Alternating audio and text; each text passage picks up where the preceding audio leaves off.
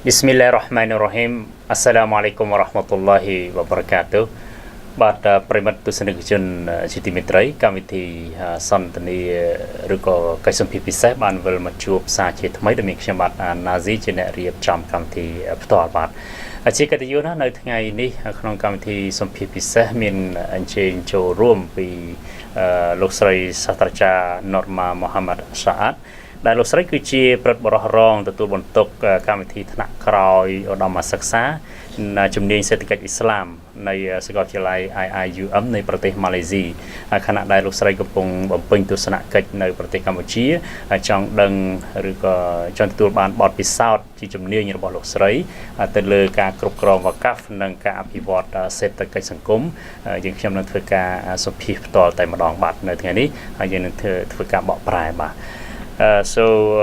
on behalf of the TV online here in Cambodia, I'm honored to have Professor Dr. Norma Mohd Saad, Deputy Dean, Postgraduate Program Research Fellow Center of the Islamic Economic, the College of Economics and Management Science from IIUM. So great honor to be here, professors. How are you? Alhamdulillah. Alhamdulillah. So before going to our topic, the Waqaf and social economic developments, maybe our audience would like to know about your impression of the visit to Cambodia, as I know that this is your first visit. So what is your impression to the Cambodia? Okay, thank you, Brother Nazib. Bismillahirrahmanirrahim. Assalamualaikum warahmatullahi wabarakatuh. So as mentioned, this is my first visit to Cambodia, but surely it is not the last. Inshallah, I'll be coming over and over again. So I have heard of this country for a long time, many times, and as a lecturer at the International Islamic University, we have many Cambodian students studying there. So I have, even though this is my first time in the country, but I have been in contact with the Cambodian people through the students studying in the university. So coming here, I think my impression of the country is that I like the people very much. The people are very hospitable.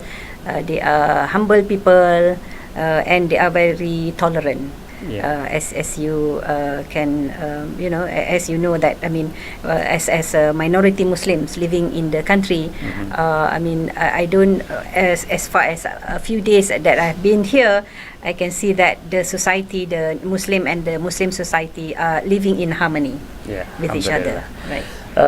Professors, your visit, can you tell us a bit what is the purpose of your visit? Do you have any program here in Cambodia or anything? So the purpose of our visit is that we have been entrusted by Triple IT to conduct a study on the feasibility to establish an international Islamic university of Cambodia. Right. So that is our specific task. In addition to that, we also the Triple IT of Cambodia has also organized programs for us. So in Islamic schools, and I've been asked or invited to speak as one of the speakers in the workshop for young entrepreneurs. So so it was well attended. I think more than 60 people attended the workshop. So I am very happy to see that so many young people are venturing into businesses. Alhamdulillah. Thank you very much for the impression and the purpose of the visit. So now come back to our subject or topic, I can say.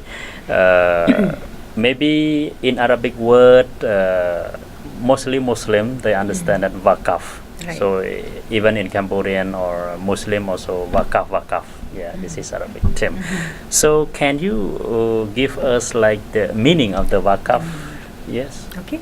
So I think before I give the meaning of the word Waqaf, so maybe I give the general introduction of the role of Waqaf in Islamic civilization. So it is well documented that the Waqaf institution plays an important role for example, in building and establishing Islamic society. Yeah? Yeah. So it is accepted as one of the foundations to build human society. Yeah? So especially in producing basic necessities, yeah? Basic necessities, basic needs. So it also Waqaf also function as a support system, yeah? As well as providing infrastructure. Yeah? Historically, Waqaf has always provided public goods to the society, to the Muslim society, in the form of, let's say, schools, yeah, in education, water supply, highways, and also hospitals, yeah, healthcare facilities. So generally, Waqaf is considered as a religious or charitable institution. But recently, Waqaf also has been another aspect of Waqaf has been introduced, which is the using Waqaf to develop socio-economic role in the society. So what is the meaning of Waqaf? The literal meaning or the linguistic meaning. So of course the word Waqaf is in Arabic. So literally or linguistically, it means to stand still, to stand still or hold still, or not to let go. Okay. Technically, it means donating a property or a mal in Arabic or assets, and preserving it for the purpose of using it repeatedly. To achieve the certain objective, certain religious or righteous or philanthropic objectives. So normally to help the marginalized, the poor in the society. So that is the meaning. That is the meaning. Right. Yeah. Hope that our audience will understand. Yeah, because you brief the meaning of the Waqaf.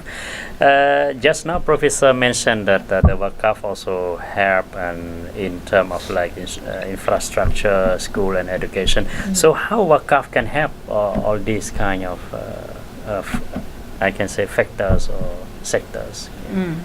So basically, the most important function of Waqaf, I think, is providing funding for schools. So which we know that education is very, very important for the society to move up to the ladder, development ladder. So with knowledge and education, so people, for example, the students can be employed, for example. So historically, Waqaf has always contributed to education sector. For example, let's say in the this was quoted by Munzir Khaf in the beginning of the 20th century. Almost all of the schools in Jerusalem, which is in Palestine, are funded by Waqaf fund. So there are schools, many schools in other Muslim countries. For example, let's say in Turkey, in Syria, they are also funded by Waqaf funds. And we know that the famous Al-Azhar University in Egypt, right? It was also funded and financed by Waqaf fund.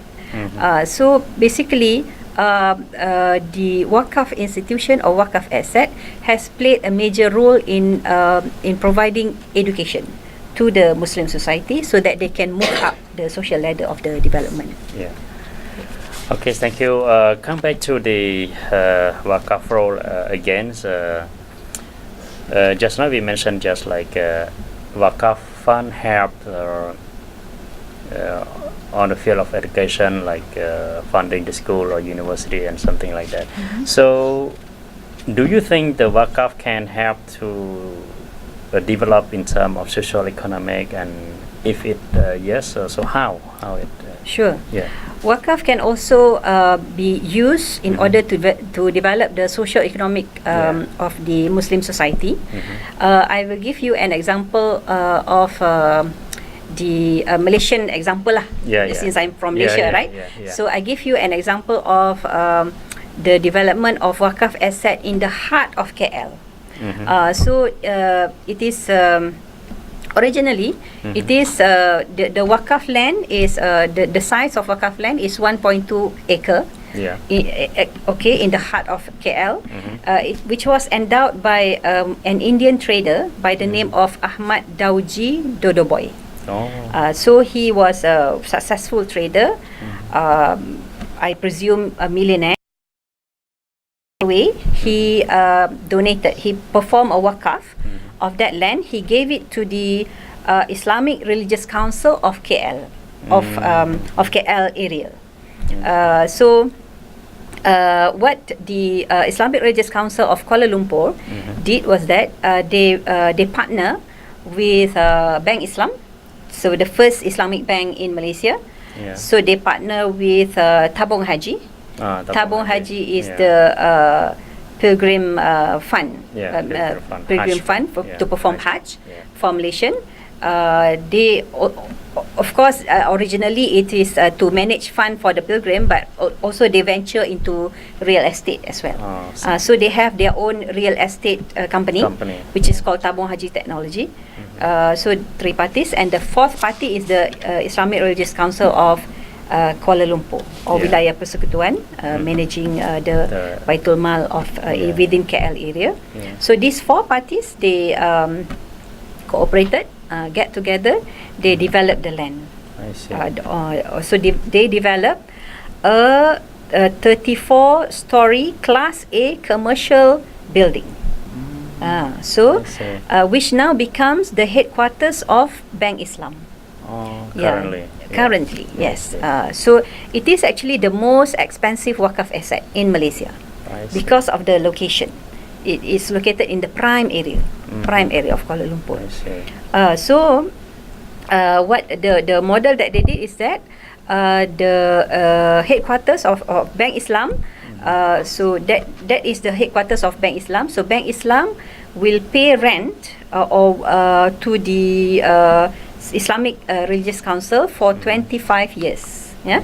So the rent amounting to 14.5 million USD in 25 years. 25 years. So that rent goes to the Islamic Religious Council of Wilayah Persekutuan, which they will use to help develop the Muslim society. Yeah. Right. So they can for example give scholarship, they can build schools, they can give let's say maybe financing for business activities. So there are so many beneficiaries or usage of that fund of the 14.5 million that Bank Islam pays to the State Islamic Religious Council. Yes. In addition to that, that building also is equipped with a mosque. So it is located at the basement. Basement 1 and 2 function as a mosque, and they hold a weekly Friday prayer. And so because that is a prime area, so it is well attended.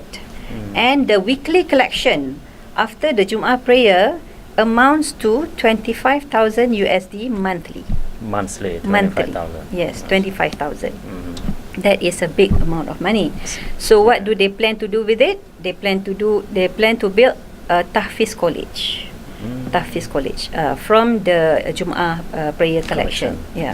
So again, the emphasis here is in education, but again the rent that Bank Islam is paying to the Islamic Religious Council is used to help the marginalized Muslim society in Malaysia. So that is one example. This is how the Waqaf Fund helps the socio-economic development. Thank you very much, professors. Actually, we should learn something from Malaysia, but because Cambodia, we have less Muslim, it is a non-Muslim countries. So do you think from your experience or the experience from Malaysia, do the people, they understand quickly about the Waqaf? It's hard to collect the Waqaf fund or easy? You mean for Cambodia? For Malaysia, from Malaysia from the beginning. Also, because the understanding of the public on Waqaf is that it is only for religious purpose. It is for cemetery. It is for mosque. At the it is beginning. for It is for Islamic school. But now the many Islamic institutions are educating the public that Waqaf is not only for these purposes, for religious purposes. The scope is wide.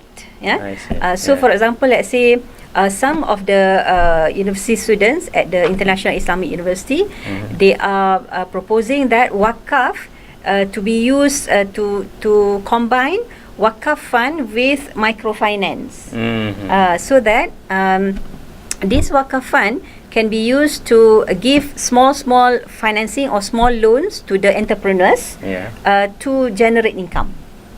So that is again, I mentioned at the beginning of the interview, is a recent phenomenon. Recent phenomenon. Always Waqaf was understood as religious. For religious purposes. But now people are beginning to understand, because more works are being done on how Waqaf can be used to develop socio-economic of the society. Can you tell us a little bit how the Waqaf fund collected? Do they have like a Waqaf institution across the country, or how the structures there?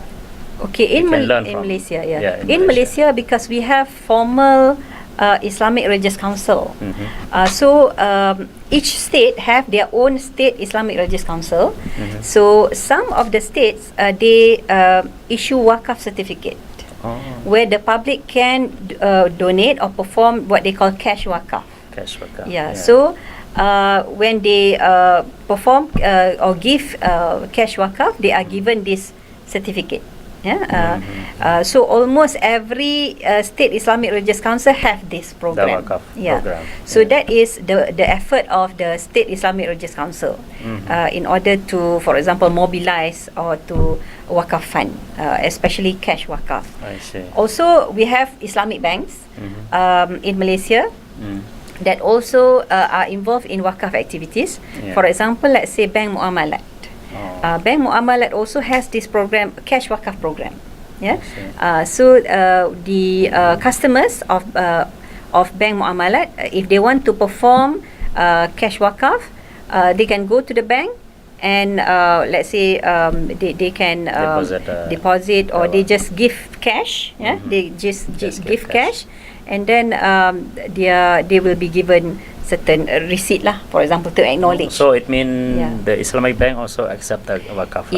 Yes, certain Islamic banks, not all. But the one that is I know, recognized by the Islamic Religious Council. Yes. So whatever collection that they get from the public, they will transfer it to the state Islamic Religious Council. I mean, they cooperate with the bank. Yes. I see. Right. That's good. This is a good example, because over here, actually, to tell you the truth, we don't have a Waqaf institution yet.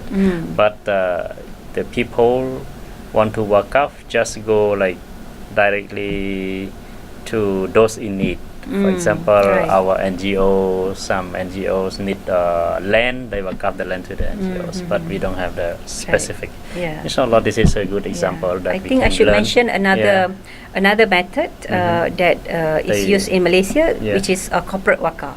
A corporate Waqaf, yes. So there is one corporation which is by the name of Johor Corporation. It is actually belongs to one of the states. State Johor. State of Johor. So they also created a Waqaf entity. Under that corporation, they created a Waqaf entity which is called a Waqaf An-Nur. Waqaf An-Nur. So they transfer some of their shares to this Waqaf entity. So through this share, so they will be organizing many, for example, programs to the beneficiaries. So they focus in the state of Johor. So some of the programs is actually providing financing for micro entrepreneurs. So they also train. They have sewing classes. They train the ladies to become tailors, so that later on they can be independent. They don't have to depend on others. Yes.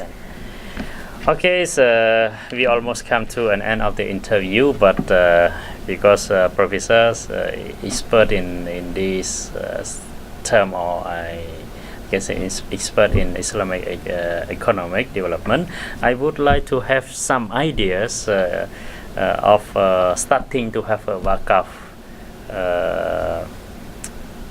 institution, or any idea that we can start, because as a less Muslim country, I mean, so any ideas that you encourage the people in Cambodia to do or to start with? Okay, so the first thing is that maybe you need to have network among yourself. Yeah. I know that there are many Cambodians who own businesses, right? Yeah. Muslim Cambodians who own businesses.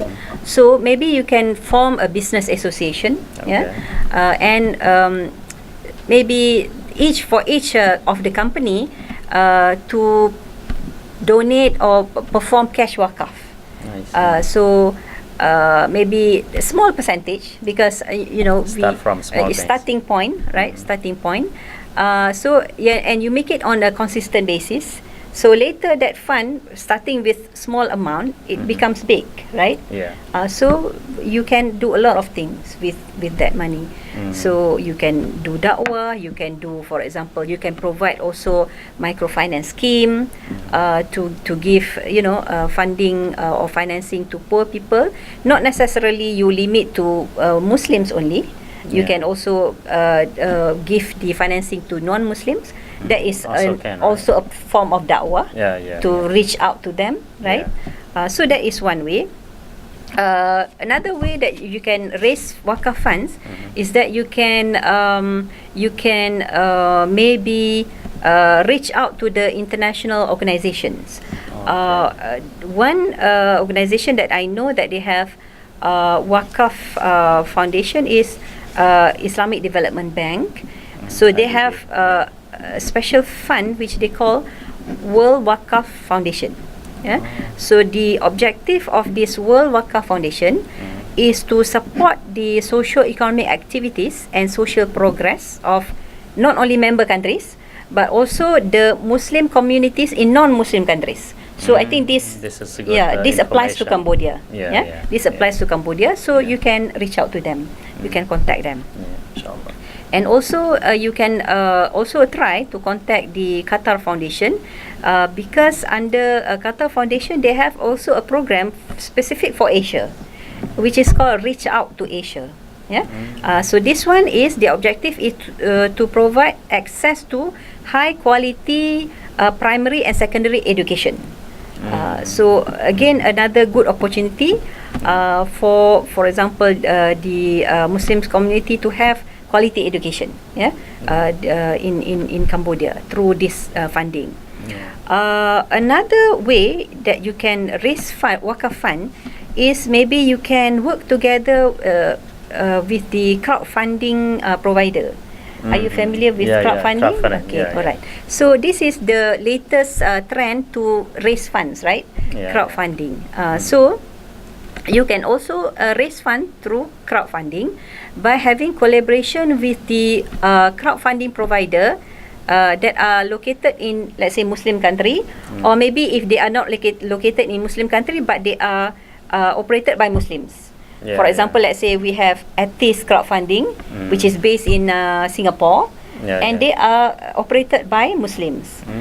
So whatever project that you have, you can do the proposal, you submit to them, so they will put it in their network to reach out to donors.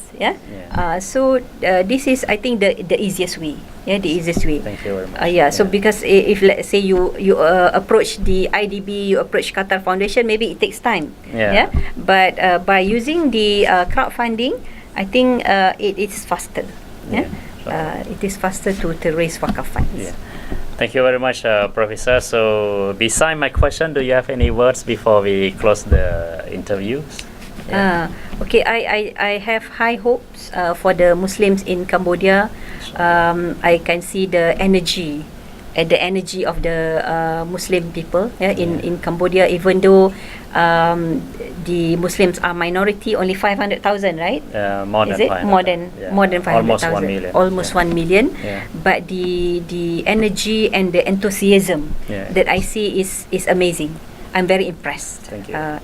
With the Muslim community in Cambodia. So I think the future of the Muslim community in Cambodia is very bright. Inshallah. Yeah. So thank you very much, Professor Dr. Norma Mohd Saad, for the times to be in our studios, and may Allah bless you all, and may the visit be success for the future visit again, inshallah. So thank you very much for having me here. Yeah, thank you very much.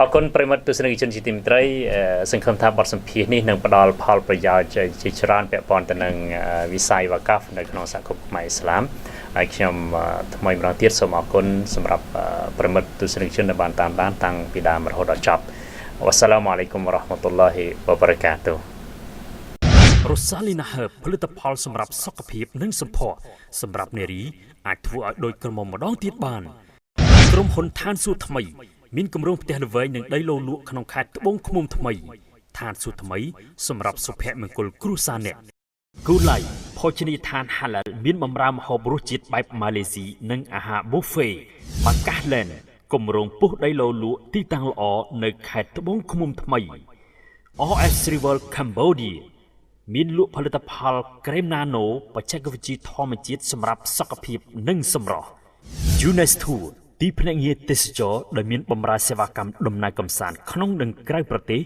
Haji និងអ៊ុំរ៉ោះ